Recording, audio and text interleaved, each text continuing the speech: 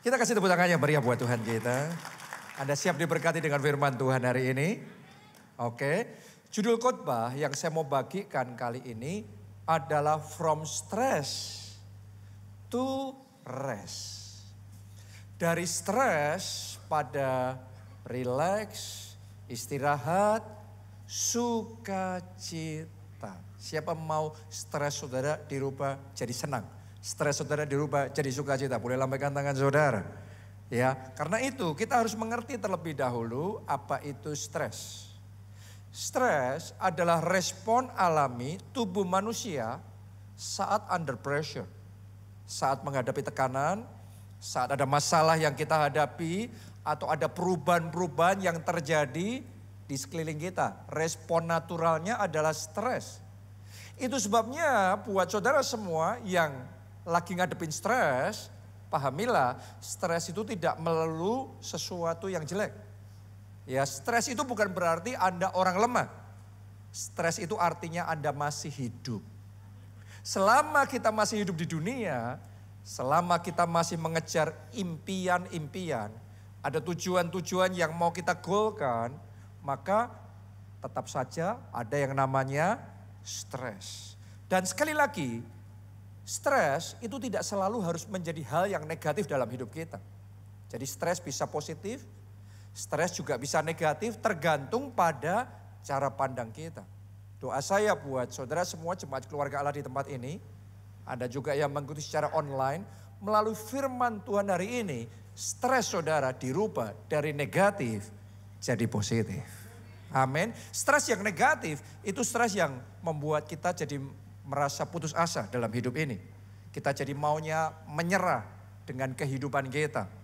Tapi sebaliknya, stres itu bisa menjadi sesuatu yang positif. Tuhan bisa pakai stres dalam hidup kita untuk membawa kita menjadi lebih fokus, lebih kuat, lebih sabar, lebih sungguh-sungguh sama Tuhan. Lebih bergantung dan mengandalkan Tuhan. Lebih maju dalam hidup kita melalui stres. Jadi stres itu tidak melulu negatif.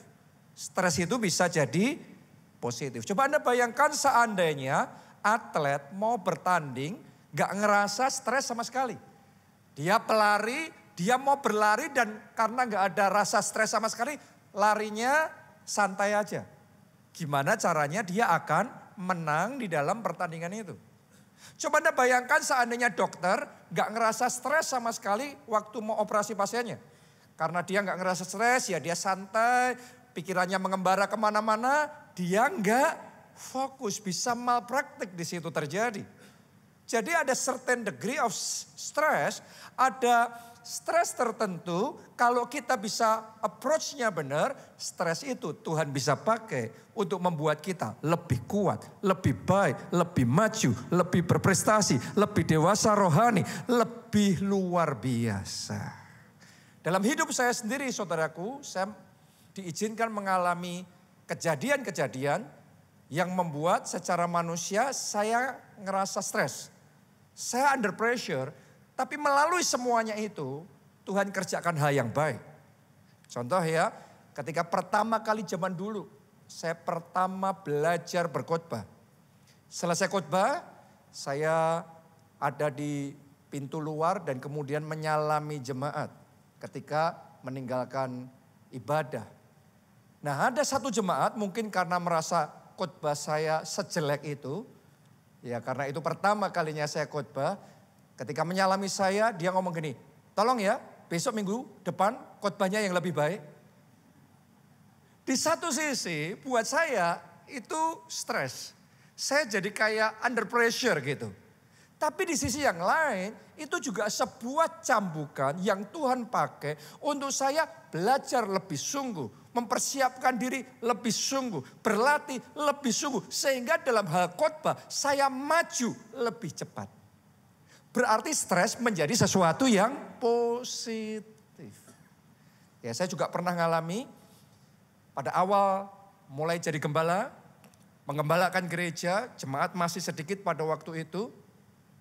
Ada seorang pengusaha yang kontribusi persembahan dari dia sendiri itu nilainya sekitar 60% dari total pemasukan bulanan gereja. Coba Anda renungkan, berarti signifikan apa tidak? Yes, tentunya. Suatu ketika dia datang sama saya dan berkata, saya minta jabatan ini. Kalau saya nggak dikasih, saya keluar. Saudaraku, itu benar-benar terjadi, saya ngalami itu. Di satu sisi, under pressure. Kenapa? Karena saya ngerti ini nggak benar nih. Gitu. Tetapi ada resiko yang besar, karena ini adalah 60% dari keuangan gereja yang waktu itu aja masih bergumul. Yang masih bergumul kalau dipotong 60%, habis sudah. Di satu sisi itu bukan sesuatu yang menyenangkan, bukan sesuatu yang membuat saya mengalami kelegaan. Ada stresnya. Tapi di sisi yang lain, di situ saya belajar dalam hidup saya. Jangan pernah mengandalkan manusia, hanya andalkan Tuhan lebih dari segala-galanya. Dan karena saya belajar mengandalkan Tuhan, kuasa Tuhan mulai bekerja. Dan ketika kuasa Tuhan bekerja, itu melebihi dari pertolongan manusia manapun juga. Jadi stres itu justru mendatangkan kebaikan. Saya juga pernah ngalami, saudaraku, pada waktu itu gereja kita di Jogja mau ngadain KKR. Jadi kita pasang spanduk di berbagai kota. Di berbagai titik di kota tersebut. Tentunya nggak mungkin saya pasang sendiri kan ya. Jadi kita hire advertisement agency untuk bisa memasang itu. Ya intinya kesepakatannya di titik-titik di jalan-jalan ini aja. Cuma itu aja, garis besar aja. Ya, yang luar biasa dari sekian puluh spanduk yang dipasang, ada satu tukang kreatif banget, salah satu spanduknya dipasang di halaman parkirnya gereja lain. Pendetanya ngamuk berat, saudaraku. Jadi dia copot itu spanduk, hari Minggunya waktu ibadah, berapa kali ibadah dari pagi sampai sore, dia pajang spanduk itu besar-besar di mimbarnya. Dan dia maki-maki gereja kita. Dia maki-maki saya di depan seluruh jemaatnya. Setiap ibadah sekitar 15-30 menit dipakai untuk maki-maki kita. Sepanjang minggu itu saya dapat telepon dari mana-mana. Wah, ribut besar karena itu juga gereja besar pada waktu itu. Ya, dan saya masih umurnya 20-an tahun pada waktu itu. Darah muda saya mendesir, saudaraku. Di satu sisi itu membuat saya emosi. Di satu sisi itu membuat saya marah. Di satu sisi itu membuat ada level stres tertentu yang saya rasakan. Tapi di sisi yang lain Tuhan pakai itu sebagai kesempatan untuk saya belajar berbesar hati. Untuk saya bisa belajar untuk lebih bersabar. Untuk saya belajar merendahkan hati. Walaupun bukan saya yang salah. Itu kan kesalahannya tukang dari agensi pengiklanan tersebut. Tapi saya esoknya datang ke pendeta itu, datang ke gereja itu untuk minta maaf. Dan saudara tahukah saya ketika minta maaf 1 jam dimaki-maki oleh pendetanya, saudaraku. Ya, tapi ya sudah, kita dengerin aja, kita terima baik-baik. Dan saya bersyukur justru dari momen itu karakter saya dibentuk supaya lebih dewasa rohani. Supaya bisa lebih tahan banting. Sehingga ada kedewasaan yang menyenangkan hati Tuhan. Tepuk tangannya pula yang paling meriah buat Tuhan kita. Jadi tidak semua stres itu jelek. Kalau kita bisa mengapproach-nya dengan baik, maka stres yang jelek bisa jadi baik. Saya berdoa mulai hari ini setiap stres yang jelek, setiap stres yang negatif yang ada dalam hidup saudara dirubah negatif jadi positif, yang buruk dibuat Tuhan jadi indah. Melalui semua stres itu Anda akan menjadi lebih sungguh-sungguh sama Tuhan, lebih bergantung sama Tuhan, lebih dewasa rohani, lebih sukses, lebih berhasil. Tepuk tangannya yang paling meriah buat Tuhan kita. Nah, stres sendiri penyebabnya ada 2. Yang pertama faktor eksternal, yang kedua faktor internal. Tentunya faktor eksternal itu mengakibatkan stres dalam hidup kita. Tetapi sesungguhnya faktor internal lah yang akan menjadi penentu apakah stres menjadi negatif atau stres menjadi positif. Ya, saya mulai dengan yang faktor eksternal terlebih dahulu. Ada 2 orang psikiater Amerika yang melakukan penelitian tentang kejadian-kejadian yang terjadi dalam kehidupan manusia dengan level stres yang ditimbulkannya. Misalnya kehilangan pasangan meninggal dunia, misalnya mengalami perceraian, misalnya dikeluarkan dari tempat kerja, kena PHK. Misalnya harus berhadapan dengan sakit penyakit. Atau mengalami berbagai macam kejadian. Jadi dia membuat satu tabel mana yang kejadian skornya besar. Skor stresnya tinggi. Mana yang skor stresnya rendah. Jadi ketika orang mengalami kejadian-kejadian itu, maka secara eksternal itu akan menimbulkan satu level stres di tahap tertentu. Apalagi kalau bukan cuma satu. Kadang-kadang yang kita alami bisa 2 kejadian sekaligus. Kadang-kadang yang kita alami bisa 4 kejadian, 5 kejadian sekaligus. Gak heran level stresnya jadi tinggi. Tapi sekali lagi itu faktor eksternal. Tentunya akan ada efeknya di dalam kehidupan kita. Cuma penentunya adalah di faktor internalnya kita. Bagaimana cara kita memandang stres itu. Bagaimana mindsetnya kita. Dan perspektif yang kita punya dalam hidup kita. Memandang kejadian-kejadian yang kita alami itu. Akan menentukan apakah kita stres atau hati kita bisa rest. Apakah kita jadi tegang atau kita tetap relax, kita tetap bisa happy, tetap bisa mengucap syukur. Dan hidup kita penuh sukacita. Ditentukan oleh apa? Cara pandangnya kita, perspektifnya kita, bukan kejadiannya itu sendiri, bukan faktor eksternal, tapi faktor internalnya kita. Jadi ada mindset tertentu yang membuat seseorang happy, ada mindset tertentu yang membuat seseorang lebih gampang stres. Ya, tahu nggak saudaraku? Nanti kita bahas lebih dalam, tapi sekarang sekilas dulu. Misalnya orang yang perfeksionismenya tinggi, ya biasanya level stresnya tinggi juga. Nanti kita bahas ya di belakang ya. Misalnya orang yang punya tendensi negative thinking. Jadi ngalami banyak kejadian tapi selalu kecenderungannya melihat sesuatu dari sisi negatifnya. Namanya juga semua kejadian dilihat dari sisi negatif. Level stresnya akan tinggi. Contoh lagi, orang yang punya tendensi overthinking. Sama-sama ngalami kejadian yang sama, kebanyakan orang ya sudah mikirnya medium. Tapi ada orang-orang tertentu mikirin kejadian yang samanya, mikirinya kelas berat.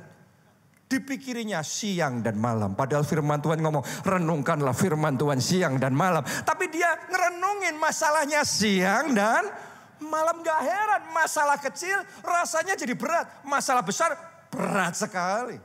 Karena overthinking. Jadi overthinking yang kadang-kadang masalahnya bukan pada masalah itu sendiri. Tapi masalahnya adalah cara kita memandang masalah tersebut yang menentukan apakah kita stres atau hati kita rest. Jadi melalui firman Tuhan hari ini doa saya, setiap stresmu dirubah menjadi rest. Mulai hari ini Anda gak tegang lagi, Anda gak lino-lino lagi, Anda gak depresi lagi. Mulai hari ini ada kelegaan, ada kekuatan, ada damai sejahtera, ada sukacita yang berlimpah-limpah dalam Yesus. Tepuk tangannya boleh yang paling meriah buat Tuhan kita. Siap untuk belajar mengubah stres menjadi rest? Kita mulai yang pertama. Kalau Anda mau mengelola stres, nomor 1, kelola tubuh saudara, fisik saudara. Artinya hidup sehat. Belajar untuk makan sehat. Belajar istirahat cukup. Juga olahraga. Kita harus tahu ada kaitan yang erat tubuh kita, kesehatan kita dengan stres kita. Kalau kita nggak jaga tubuh yang sehat, gaya hidupnya nggak sehat, pasti pengaruh level stresnya naik. Begitu Anda mulai belajar hidup sehat, sementara tubuh saudara mulai sehat, maka stresnya akan turun. Ya, jadi kita harus ngerti, manusia itu kita perlu mengembangkan gaya hidup sehat sehingga kita bisa memanage level stres di dalam hidup kita. Mari kita belajar dari Tuhan Yesus. Teladannya di dalam mengelola kesehatannya. Markus 6 ayatnya yang ke-31. Lalu ini Yesus berkata kepada mereka. Yesus ngomong sama murid-muridnya. Marilah ke tempat yang sunyi supaya kita sendirian dan beristirahatlah seketika. Boleh nggak semuanya katakan beristirahatlah? Disuruh apa? Beristirahat. Sebab memang begitu banyaknya orang yang datang dan yang pergi sehingga makan pun mereka tidak sempat. Karena pelayanan mereka lagi booming. Kemudian banyak sekali orang yang datang. Mereka sibuknya luar biasa. Sampai ditulis makan pun tidak sempat. Ya istirahat pun gak bisa. Jadi sampai di satu titik Yesus ngomong break dulu. Kita harus menarik diri ke tempat yang sunyi supaya kita bisa sendiri. Supaya apa? Bisa tarik nafas. Supaya apa? Bisa istirahat. Tadinya gak ada waktu makan. Sekarang harus makan. Saya ingin ajak saudara merenung. Yesus itu adalah Allah yang turun jadi manusia. Dia raja di atas segala raja. Dia Tuhan di atas segala Tuhan. Kalau Yesus saja jadi manusia merasa butuh istirahat. Siapa kita yang kebanyakan kerja? Ayo di sini. Siapa yang workaholiknya begitu rupa sampai merasa gak butuh istirahat, nggak butuh makan. Tubuh kita saudaraku, kalau kita hajar terus, kita paksa terus, setiap tubuh manusia punya batasannya. Anda paksa terus melampaui batasannya, sampai di satu titik akan kolaps. Karena itu hari ini firman Tuhan mengingatkan saudara, supaya jaga kesehatan. Anda jaga level stres saudara ketika Anda jaga kesehatan. Saya perhatikan ada orang-orang Kristen yang kadang-kadang terlalu rohani. Atau lebih tepatnya salah rohani. Ya, apapun yang dialami selalu nengking iblis. Jadi kalau lagi stres langsung masuk peperangan rohani. Di dalam nama Tuhan Yesus, roh stres keluar. Roh pegel-pegel keluar. Nah, Anda yang di gereja ini Anda tahu, saya pun juga ngajar tentang yang namanya peperangan rohani. Tapi kadang-kadang dalam hal ini kita nggak butuh nengking roh jahat. Kita hanya butuh tidur. Kita hanya butuh tarik nafas.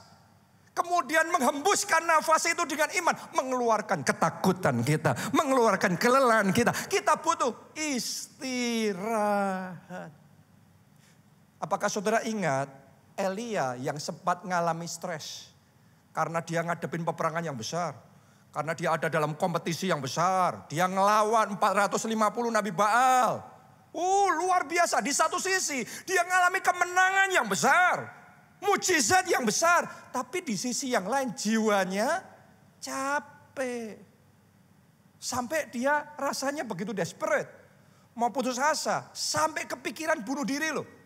Coba Anda renungkan, di saat yang sama mengalami revival besar, di saat yang sama suksesnya hebat, di saat yang sama jiwanya nggak kuat. Itu bisa terjadi loh. Belum tentu orang yang sukses itu selalu jiwanya solid. Kadang-kadang ada momen tertentu, orang sukses kayak gimana pun, jiwanya bisa ngerasa nggak kuat, overwhelmed. Pertanyaannya gimana caranya Tuhan memulihkan Elia dalam kondisi yang dia paling lemah dalam hidupnya. Alkitab mencatat Tuhan izinkan dia untuk tidur.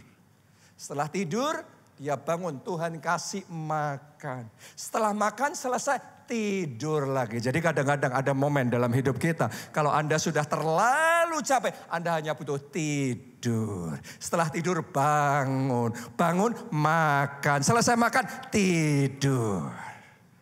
Khususnya saya bicara sama orang-orang di Jakarta yang begitu rupa Anda memotivasi diri saudara sampai workaholic. Hari ini rema khotbahnya tidur.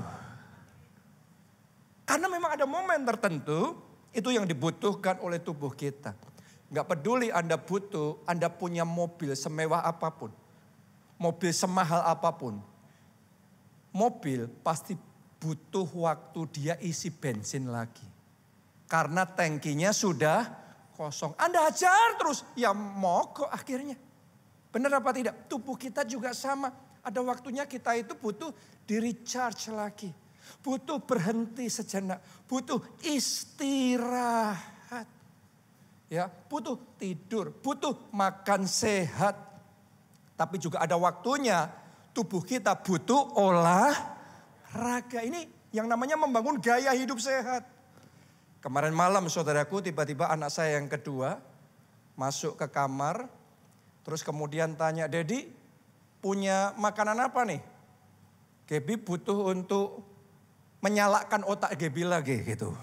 Karena saya tanya, loh kenapa? Saya mau ngerjain PR, saya mau ngerjain tugas. Tapi kok otak saya gak bisa mikir. Saya butuh sesuatu nih. Saya tanya sama dia, loh kamu kan seharian tadi sepanjang siang. Kamu gak ada jadwal yang lain.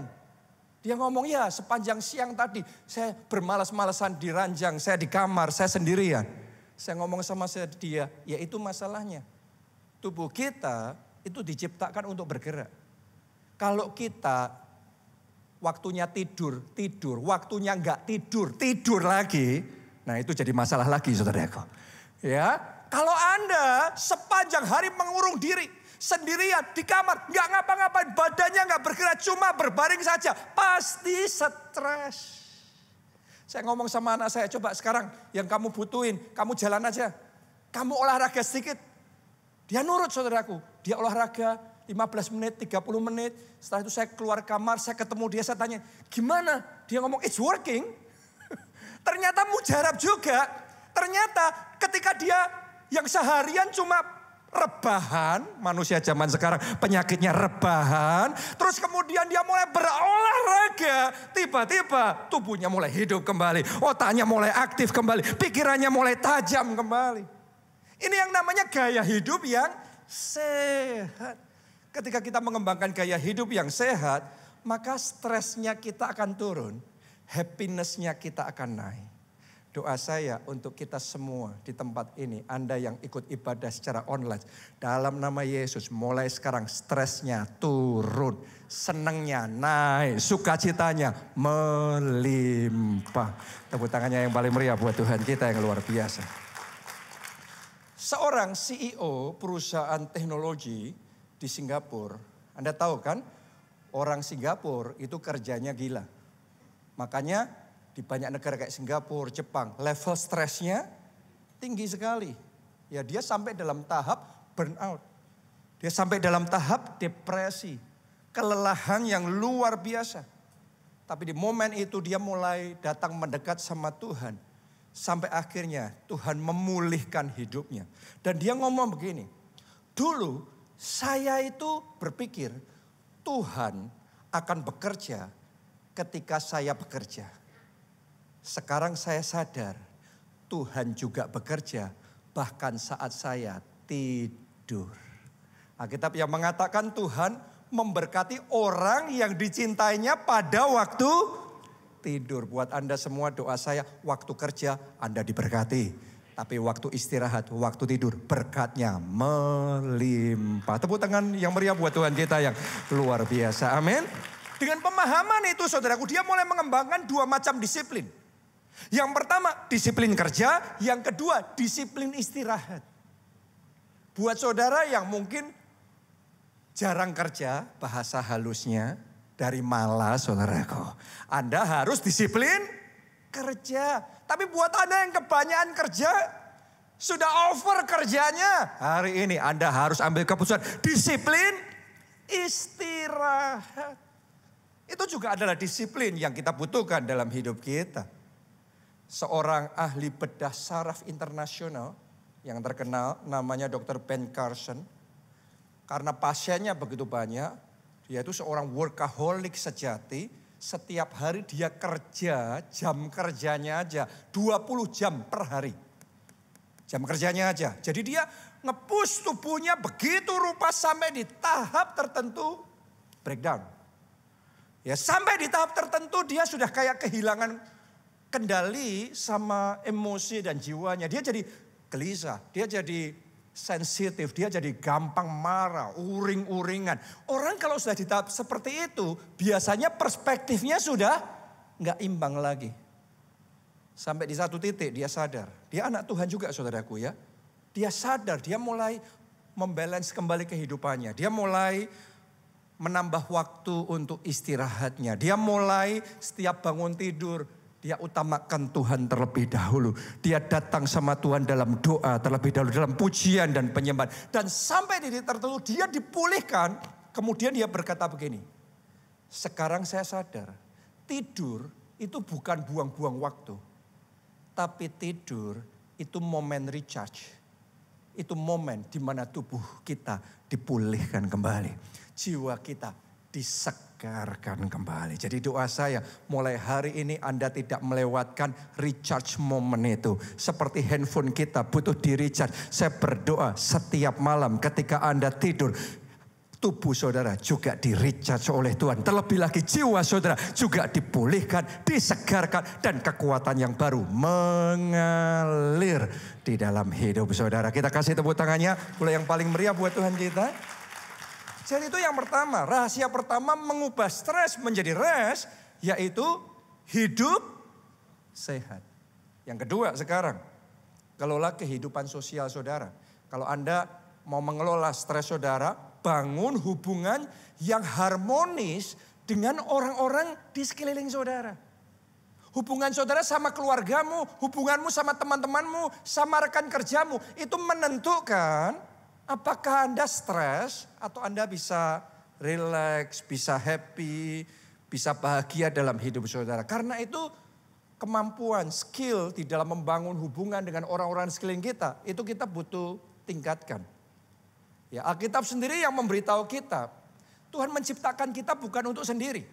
Alkitab ngomong tidak baik manusia seorang diri. Ayo yang banyak sendirian. Apalagi kita hidup di zaman tambah modern, teknologi tambah canggih, benar serba membantu kita. Tapi bahayanya banyak orang merasa kesepian. Ya, dan ini terjadi di Jakarta, di Singapura, di Korea. Terjadi epidemik yang seperti ini. Orang merasa kesepian. Alkitab sudah ngomong gak baik. Manusia seorang diri. Berdua lebih baik dari sendiri. Karena kalau yang satu jatuh, yang satu bisa mengangkat dia. Anda coba lihat ya di Alkitab tentang jemaat mula-mula. Mereka itu masalahnya berat. Mereka itu dianiaya luar biasa. Mereka menghadapi tantangan yang besar dalam hidup mereka. Tapi alasan kenapa mereka bisa bertahan. Alasan mengalami semuanya itu, tapi mereka tetap bisa kuat. Adalah karena mereka menghadapinya bersama. Setiap hari mereka doa bersama. Setiap hari mereka menyembah Tuhan bersama. Setiap hari mereka menaikkan ucapan syukur bersama. Dalam kebersamaan itu ada kekuatan. Dalam kebersamaan itu ada kesegaran. Dalam kebersamaan itu ada stamina yang luar biasa. Sehingga mereka bertahan. Bahkan akhirnya menang. Karena itu firman Tuhan di Ibrani 10 ayat 25 menasihatkan kepada kita, janganlah kita menjauhkan diri dari pertemuan-pertemuan ibadah kita. Sampai di situ aja pembacaan kita. Ya, ini adalah bagian dari Tuhan kepingin dalam hidup kita ada support sistemnya. Ada ekosistem yang akan mensupport kita secara rohani. Misalnya Anda mau punya gaya hidup sehat. Ya, kalau saudara punya teman-teman yang juga punya gaya hidup sehat, akan lebih membantu saudara. Benar apa tidak? Dalam kehidupan rohani juga sama. Dalam perjalanan kita ikut Tuhan, kita butuh bersama-sama saudara seiman yang sama-sama mencintai Tuhan. Sama-sama mau bertumbuh dalam kehidupan rohani. Sama-sama punya roh yang berkobar-kobar dan menyala-nyala di dalam Yesus. Amin. Kita kasih tepuk tangan yang paling meriah buat Tuhan kita. Karena itu Tuhan ngomong jangan jauhkan dirimu dari pertemuan ibadah. Dari ibadah minggu. Dari kelompok saya dorong saudara. Karena itu baik untuk kehidupan saudara. Itu baik untuk kebahagiaan dan sukacita dalam hidup saudara. Dengarkan baik-baik saudaraku. Stres tumbuh subur dalam kesepian. Stres akan memudar dalam kebersamaan. Kalau saudara nonton video-video tentang centenarian. atau orang-orang yang hidup lebih dari 100 tahun ke atas, jadi umurnya bisa panjang, terus diwawancara, apa resepnya? Kasih tahu kami, apa rahasianya? Maka mereka ngomong macam-macam, tapi ada satu hal yang secara konsisten akan disebutkan berulang-ulang dari orang-orang ini, yaitu pentingnya mempunyai hubungan yang harmonis dengan orang-orang di sekelilingnya. Waktu kita rukun sama suami, sama istri kita. Waktu kita bisa happy-happy sama teman-teman kita. Walaupun mereka gak sempurna. Tapi kita bisa kumpul-kumpul, ketawa-ketiwi, cekikian. Tahukah saudara, cekikian itu panjang umur. Itu yang akan menurunkan level stres. Itu yang akan meningkatkan kebahagiaan di dalam kehidupan kita. Dan itu menjadi resep mereka panjang umur. Jadi mulai hari ini jangan ribut sama keluarga. Jangan ngajak berkelahi semua orang.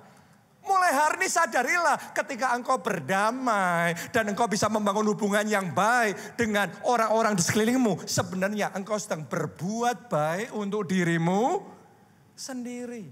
Anda sedang menurunkan level stres saudara dan Anda sedang meningkatkan level kebahagiaan di dalam kehidupan saudara. Ada seorang wanita, dia stres berat katanya karena mertuanya galak banget. Mertuanya suka nyampurin urusannya, banyak mengkritiknya, kerasnya luar biasa. Jadi setiap kali dia dekat sama mertuanya dia tegang. Oke, dia ngomong, saya lebih tegang di tempat mertua daripada di tempat kerja. Ya, jadi dia merasa kayak gak kuat, dia stres, dia doa sama Tuhan. Tuhan, rubah itu orang tua, rubah itu mertuaku ya Tuhan. Tapi Roh Kudus ngomong sama dia, kamu gak nunggu mertuamu berubah dulu, kamu dulu yang harus berubah, belajar mengasihi dia. Seperti aku terlebih dahulu mengasihi kamu, kamu sekarang mengasihi mertua kamu. Dia merasa tertemplak dengan teguran dari Roh Kudus itu, jadi dia mulai melakukan hal-hal yang baru. Ya, sekarang dia mulai membaik-baikin mertuanya. Ya, mertuanya tetap ngomong kasar, tapi walaupun mertuanya kasar, dia tetap ngomong baik, sopan, lembut. Sesekali di momen yang tepat, dia kirimin makanan, dia bawain apa, dia pergi, dia bawain oleh-oleh, souvenir. Awalnya tetap ketus mertuanya. Jadi kalau Anda mau melakukan yang baik, Anda harus mempersiapkan diri maraton. Jangan jangka pendek, jangan. Oke ya, nih aku buat baik ya, aku kasih makanan ya, kirimin sesuatu ya. Lah masih gitu, ya Anda gak bisa. Itu bukan caranya membangun hubungan. Membangun hubungan adalah Anda berbuat baik dan Anda mempersiapkan diri. Walaupun sudah berbuat baik, tapi dia tetap tidak baik. Namun kita konsisten, tetap baik. Gak instan yang dialami oleh menantu ini, perlahan tapi pasti.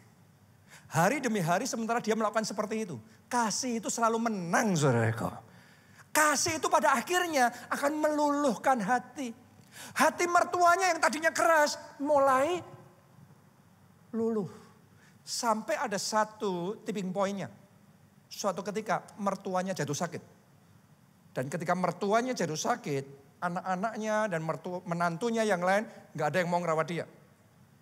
Cuma ada satu yang menawarkan diri untuk ngerawat dia, menantu tercinta ini. Ya, dan mertuanya ngerasa overwhelmed banget. Wow, ini menantuku. Yang satu ini ternyata luar biasa. Beda dari yang aku pikirkan. Dan dengan berlinangan air mata, mertuanya ngomong, aku bisa melihat Yesus dalam dirimu. Sejak saat itu hubungan mereka dipulihkan. Sejak saat itu hubungan mertua dan menantu jadi sahabat yang luar biasa. Sejak saat itu ada kebahagiaan di dalam hubungan mereka. Amin. Jadi belajar untuk membangun hubungan yang harmonis. Jangan banyak ribut-ribut deh. Ayo para pelayan Tuhan di sini. Sama-sama melayani Tuhan, jangan ribut.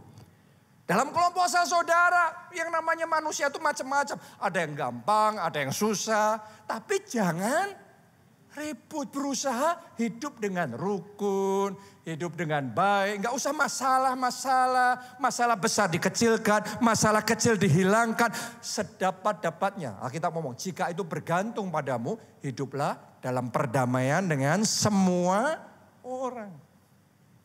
Karena itu akan menurunkan level stres saudara. Dan itu akan meningkatkan sukacita di dalam hidup saudara. From stress to rest. Dari stres jadi senang, jadi sukacita. Yang ketiga sekarang. Rahasia mengelola stres kita. Yang ketiga mengelola pola pikir kita. Tadi saya sudah katakan ya. Mengelola apa? Mindsetnya kita. Cara kita berpikir.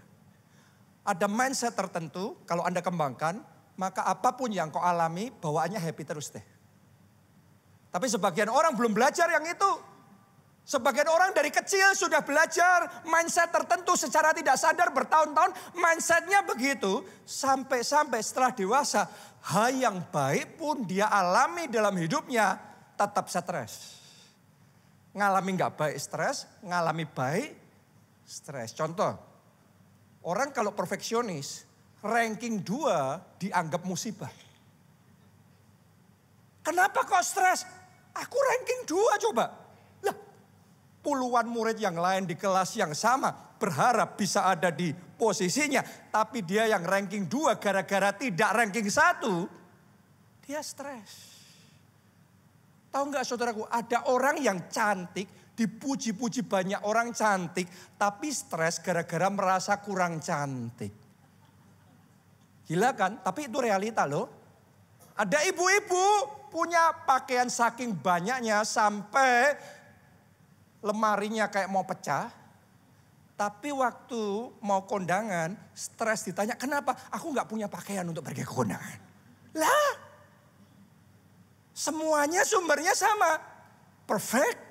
Perfeksionis kita kalau belum dewasa, maka akan meningkatkan level stresnya kita. Contoh lagi, ya, negative thinking. Orang kalau sudah bawaannya negative thinking, maka dia akan gampang stres. Karena dia mudah cemas, khawatir berlebih. Dan selalu melihat setiap peristiwa dari sisi negatifnya. Tahu nggak saudaraku? Ada orang, saya tahu, tinggal rumahnya kayak istana. Ya, berkat Tuhan melimpah dalam hidupnya. Nggak kekurangan apapun. Butuh mobil, Tuhan kasih mobil yang terbaik. Sakit dia, tapi bisa ke Singapura. Terima treatment dari hospital terbaik di dunia. Ya, punya anak-anak, sayang dalam hidupnya. Sayang dan support orang tuanya. Tapi tetap tidak happy. Selalu kepikirnya ininya, itunya. Pokok semuanya dipikirin seolah-olah merasa paling susah, paling menderita. Coba Anda bayangin kalau orang yang hidupnya di istana aja, tidak bisa bahagia, rumahnya kayak istana aja. Nggak bisa bahagia, berkat Tuhan begitu melimpah aja. Nggak bisa bahagia.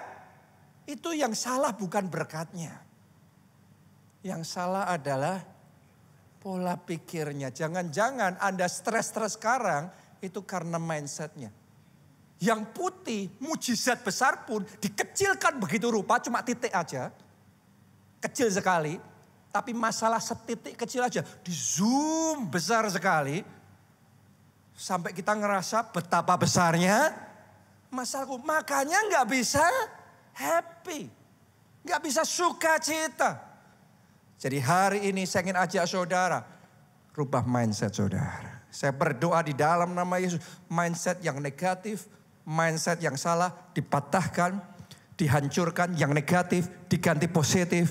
Pikiran saudara diisi dengan firman Tuhan, diisi dengan pikiran Kristus. Dan pikiran Kristus yang mendatangkan sukacita yang berlimpah-limpah. Tepuk tangannya pula yang paling meriah buat Tuhan.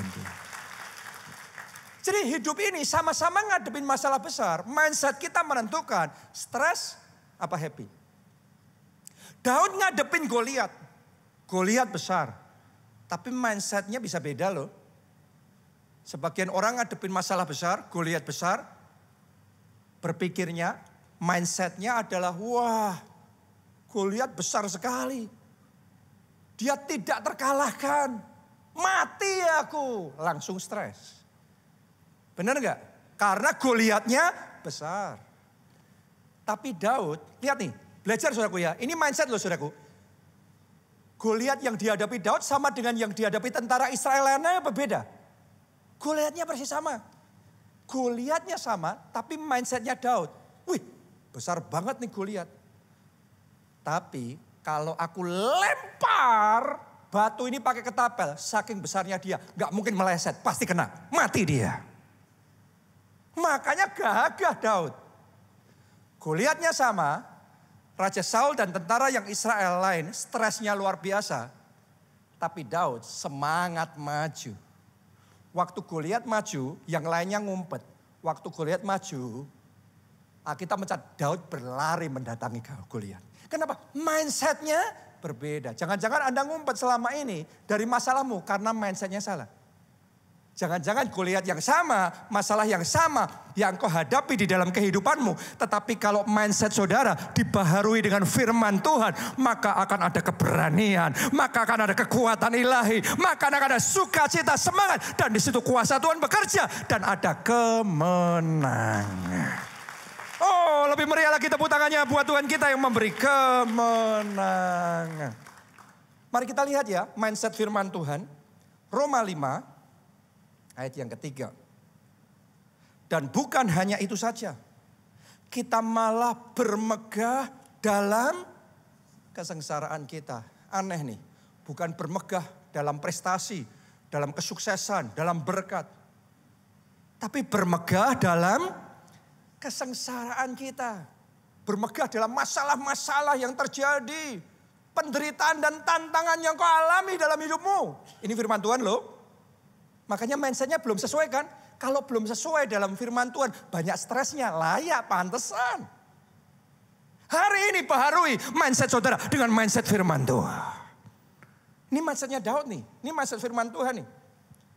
Ngadepin kesengsaraannya sama, tapi ditulis bermegah dalam kesengsaraan. Kenapa? Kenapa? Nah ini mindsetnya nih.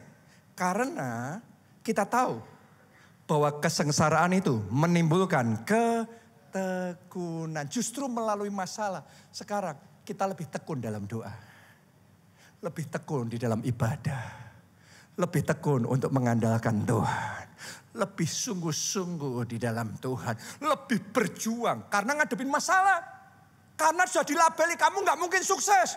Sekarang kita jadi semangat. Aku akan buktikan omongan orang-orang itu salah. Aku bisa berhasil bersama Yesus. Bisa.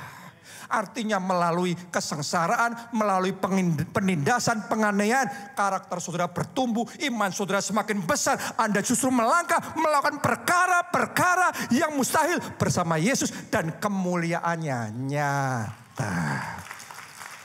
Oh, lebih meriah lagi buat Tuhan yang memberi kita sukacita yang luar biasa dalam hidup kita. Suatu ketika saudaraku, ada seorang ibu yang ekonomi keluarganya sedang jatuh. Coba Anda renungkan, kalau keluarga ekonominya sedang jatuh. Seringkali banyak hal jadi salah. Hatinya jadi berat. Benar? Anda bisa bayangkan ketika dia harus berhadapan dengan debt collector. Dia harus berhadapan dengan berbagai macam tagihan dan gak ada kemampuan. Keadaan seperti itu tidak pernah menyenangkan. Itu adalah titik paling rendah, titik paling gelap dalam kehidupannya. Tapi yang luar biasa dari ibu ini saudaraku adalah justru di momen seperti itu dia ngajarin anak-anaknya, ayo kita belajar bersyukur sama Tuhan. Jadi tiap hari dia menulis yang dia sebut dengan daftar syukur. Ya, walaupun mungkin gak banyak yang dia bisa syukuri. Tetapi dia ambil keputusan tiap hari tetap bersyukur. Dia ajak anak-anaknya untuk bersyukur. Bahkan sekalipun yang Dia bisa tulis di situ hanya, terima kasih Tuhan. Paling tidak kami masih bisa bernafas hari ini.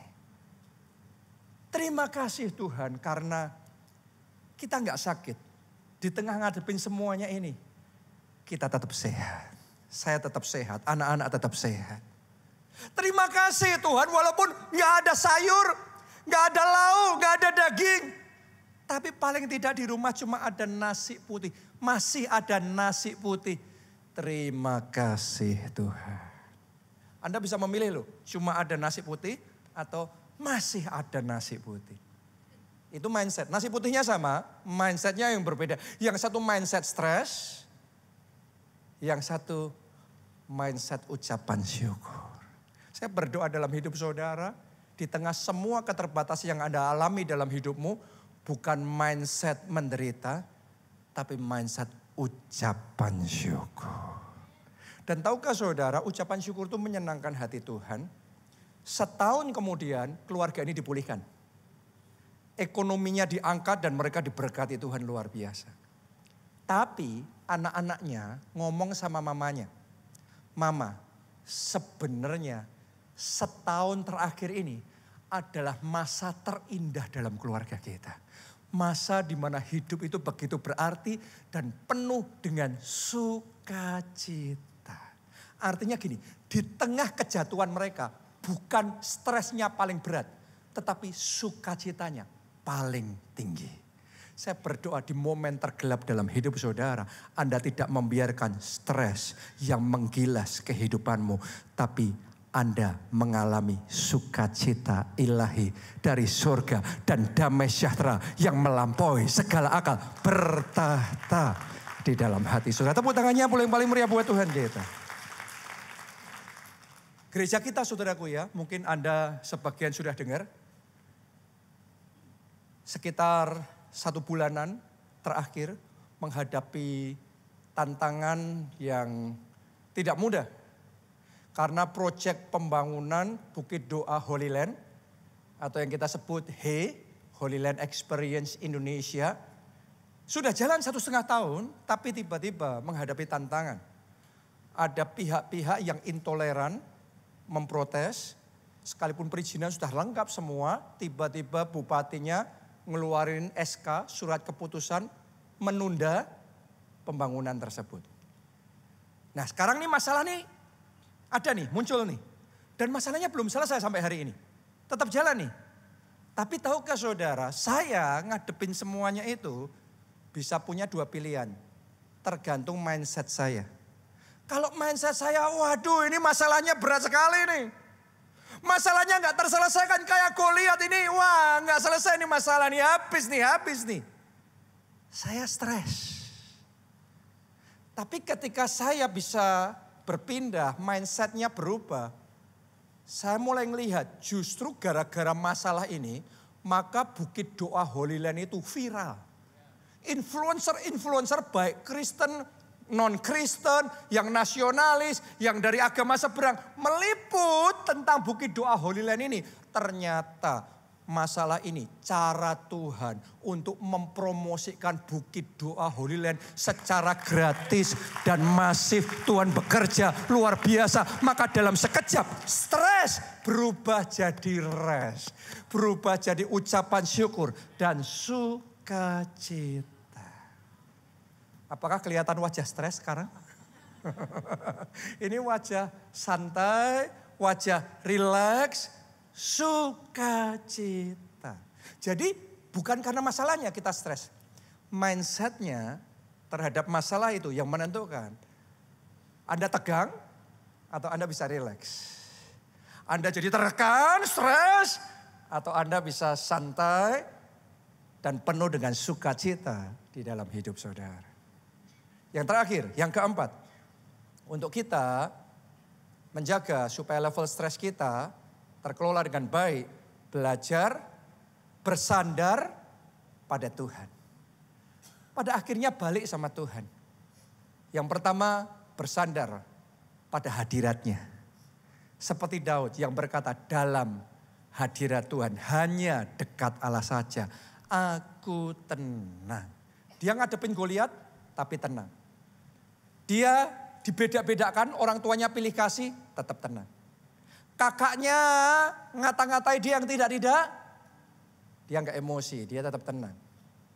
Dia ngadepin serigala dan beruang, dia tetap tenang. Dia ngadepin mertuanya, Raja Saul mau bunuh dia tetap tenang. Dia ngadepin anaknya, anak kesayangannya tuh Absalom, yang mau mengkudeta dia. Saudaraku, orang kalau ngadepin semuanya kayak Daud bertubi-tubi kayak gitu, bisa gila loh. Benar nggak? Tapi Daud tetap tenang. Kenapa? Daud sudah belajar bersandar pada hadiratnya. Hari ini di tengah semua yang Anda alami dalam hidupmu, bersandar dalam hadiratnya. Bersandar pada janji-janjinya. Bukan pada situasi keadaan, bukan pada fakta. Anda kalau melihat cuma situasi keadaan, Anda tambah khawatir, tambah panik, tambah stres.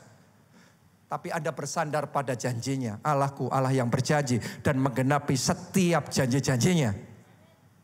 Anda hatimu damai dan tenang. Yang terakhir bersandar pada kuasanya.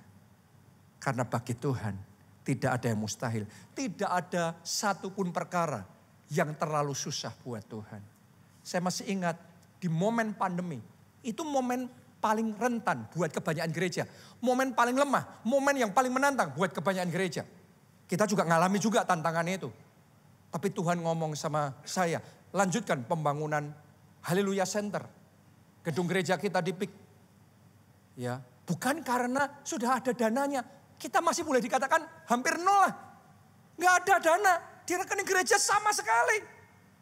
Tapi Tuhan ngomong suruh bangun itu pada 9 lantai.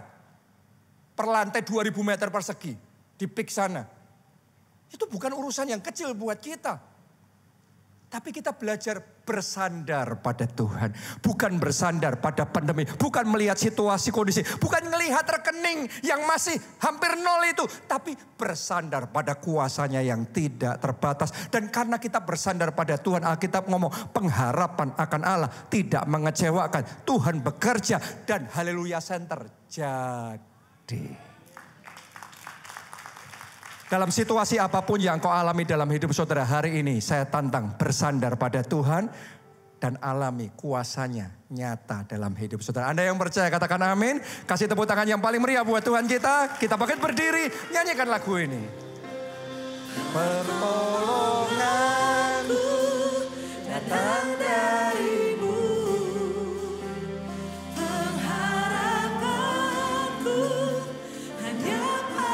Angkat dua tanganmu saudaraku. Ku takkan goyah. Kami gak sedih lagi. Kami gak stres lagi. Kami gak mau susah lagi. Engkau gunung batu. Bersama-sama. Pertolonganku datang darimu. Amin. Amin. Dengan iman katakan, ku tak akan goyah, ku tak akan getar, sebab kau gunung batuku. Kau tahu sekali lagi pertolonganku datang darimu. Pengharapanku hanya padamu.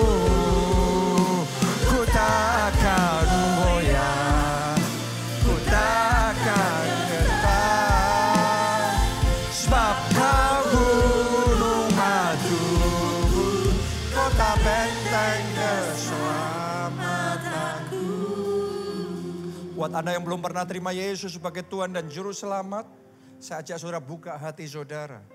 Undang dia masuk. Jadikan Yesus Tuhan dan Juru Selamatmu. Maka engkau akan menerima pengampunan dosa. Dan yang kedua, dia akan memberikan anugerah, jaminan keselamatan. Pasti masuk di dalam kerajaan surga. Anda yang mau itu, mari kita angkat dua tangan kita. Ikuti doa ini dan katakan, Tuhan Yesus, masuklah dalam hidupku. Jadilah Tuhan dan Juru Selamatku. Ampuni dosa-dosaku.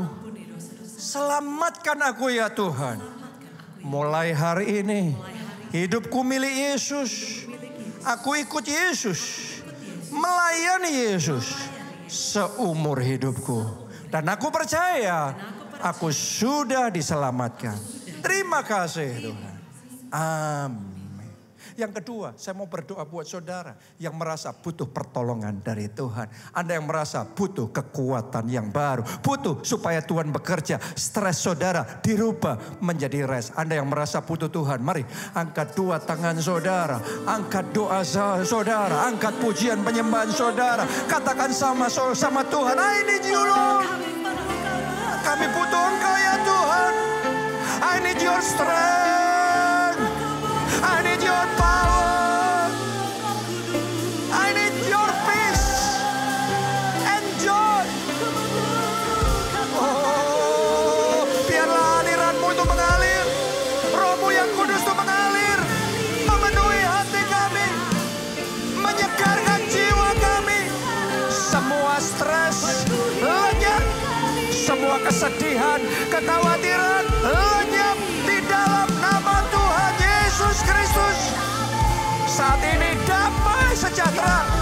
Saat ini kelegaan dan ketenangan. Bahkan sukacita mengalir, mengalir, mengalir. Amin, amin.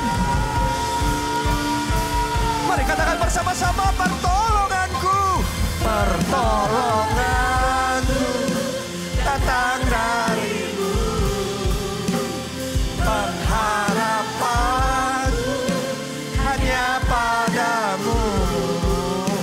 Ku tak akan goyah, ku tak akan gentar, sebab Kau gunung batuku, kota benteng keselamatanku.